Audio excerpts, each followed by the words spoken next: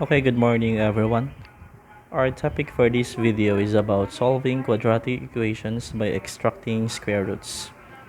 Let us always remember that if x squared is equal to d, then x can be the square root of positive d, or x can be negative square root of d, or let's say x is equal to the positive and negative square root of d. But take note less, x can be also equal to monomial, binomial, or any polynomial defined in this side of our equation. So let's take this example number 1. But make sure class that before solving any problem using extracting square roots, all you need to do is to make sure that your problem is in the form of x squared that is equal to d. After that, you can now apply the square root property.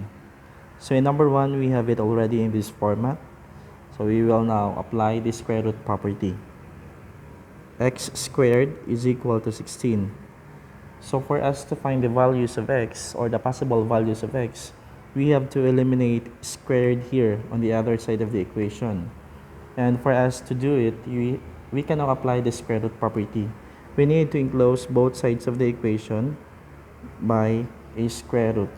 So we can now eliminate squared here and the square root radical sign. So we have x is equal to the positive and negative 16, or square root of 16. Afterwards, in order for us to find for the square root of 16, we have to think of a number that if we're going to multiply it twice by itself, it will give us positive 16. Yes, that is 4, because 4 times 4 is equal to 16. Therefore, the possible values of x here are positive and negative 4. Take note class that you should not forget the positive and negative 4 here, because it simply means that the possible values of x are positive 4 and negative 4. So if you want to check if your answer is correct, you can just substitute the values of x to our original equation. So we have x squared that is equal to 16. First, we will take this for the value of x. So we have 4 squared is equal to 16, question mark, question mark, since we don't know yet if they are equal. So 4 raised to 2 is equal to 16. 16 equals 16. Check. For the second value of x, we have negative 4. So we have negative 4 squared is equal to 16. Still a question mark. Next, negative 4 raised to 2 is equal to negative 4 times negative 4. So that is positive 16. That is equal to positive 16 also. Okay, so our answer is correct. But make sure class that you should consider the signs here. Take note that in multiplication, like signs will always give you positive answer, and unlike signs will give you negative answer. So how about if you have this problem? How are we going to find for the possible values of x? Okay, let's solve this together. So we have here 5x squared that is equal to 30. So for us to have x squared that is equal to d, we should eliminate 5 here on the other side of the equation. But how? Okay, very good. That is by dividing both sides of the equation by 5. So we have here 5x squared divided by 5, 30 divided by 5.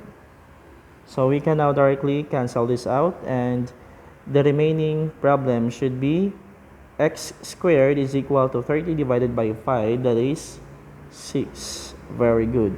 So after this, we can now apply the square root property. So we will now enclose both sides of the equation by square root, and we can cancel this out. And x is now equal to positive and negative square root of 6. In this case, we don't have any factor that is a perfect square for 6. So therefore, it will remain as positive and negative square root of 6. Or if you want to make use of separating it. So it's up to you. We can still make use of it. So we have x is equal to positive 6 or square root of positive 6, and x is equal to negative square root of 6. So we have now the values of x. For the checking, it's up to you if you want to affix the checking or not, but it's only for you to check if your answer is correct or not. So this is the checking for example number 2. All we need to do is just to substitute the values of x in our original equation in order for us to check if we have a correct answer or the values of x. So first, we have 5 times square root of 6 squared is equal to 30. It is just a question mark because we are not yet sure if they are equal. So we are going to cancel this out. So we have 5 times 6 that is equal to 30. A question mark again. So 5 times 6 is 30. That is equal to 30. Check. For the first value, we have correct answer. Next one, we have 5 negative square root of 6 squared. So negative times negative will give you positive.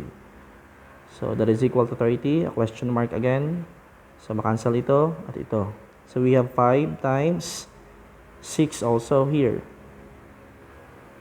Another question mark. So 5 times 6, obviously that is 30 equal to 30. So we have a correct values of x for this equation.